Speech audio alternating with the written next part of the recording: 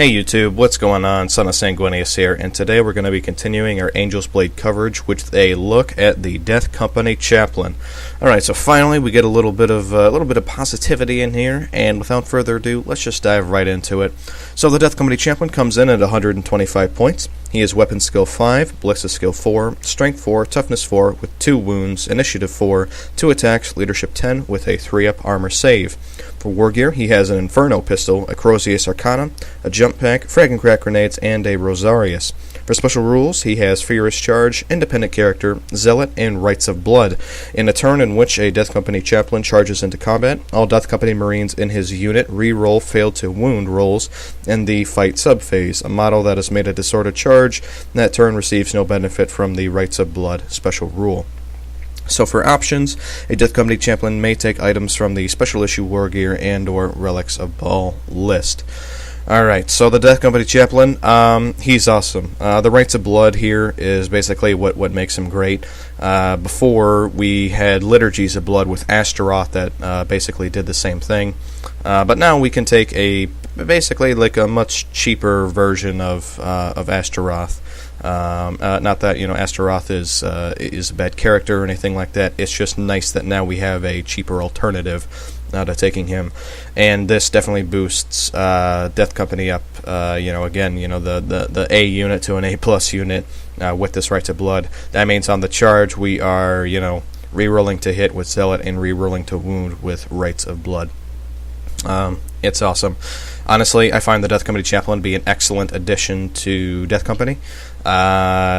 He is a little bit limited as far as scope goes because he has that Jump Pack and Inferno Pistol kind of built in, and you really can't, as far as I can see, you really can't take that away.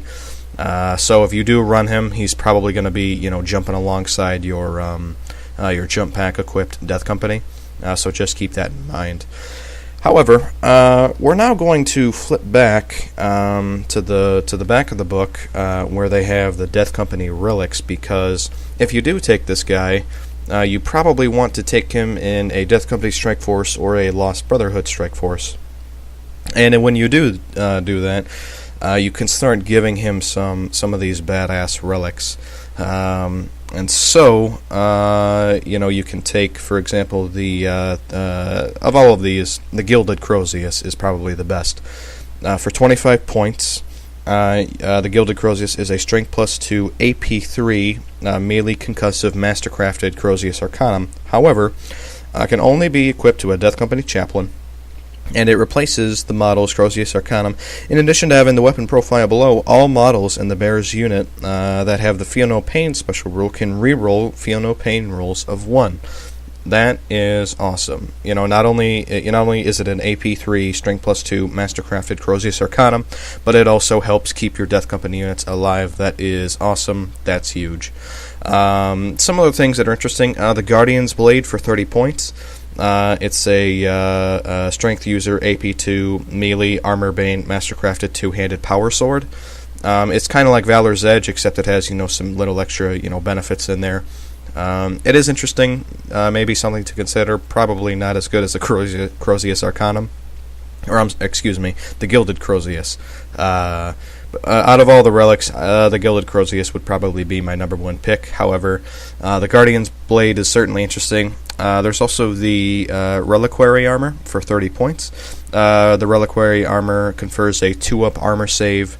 In addition, the bearer has the Adamantium, Will, and Crusader special rules that can come in handy.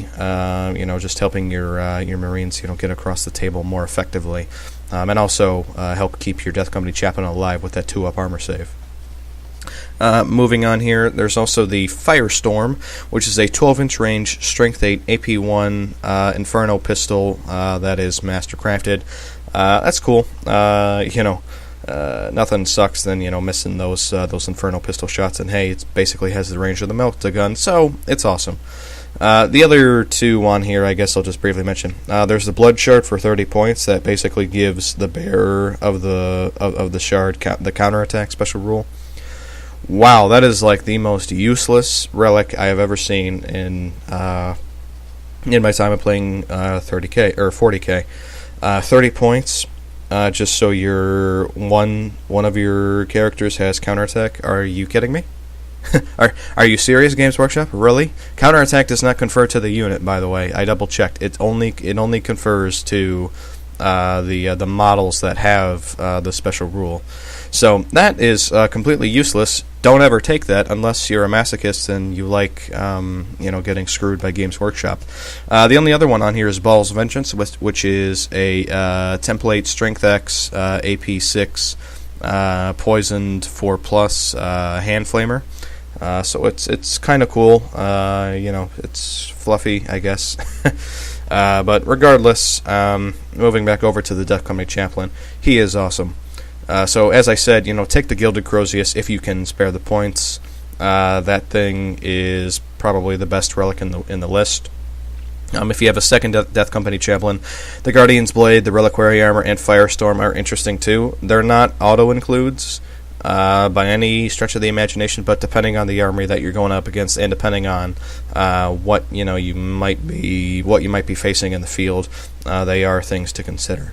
And again, just to sort of reiterate, you are kind of limited as far as the tactical scope of your Death Company Chaplain is concerned. So because he has the jump pack, the Inferno Pistol, he's probably going to be jumping with your Death Company.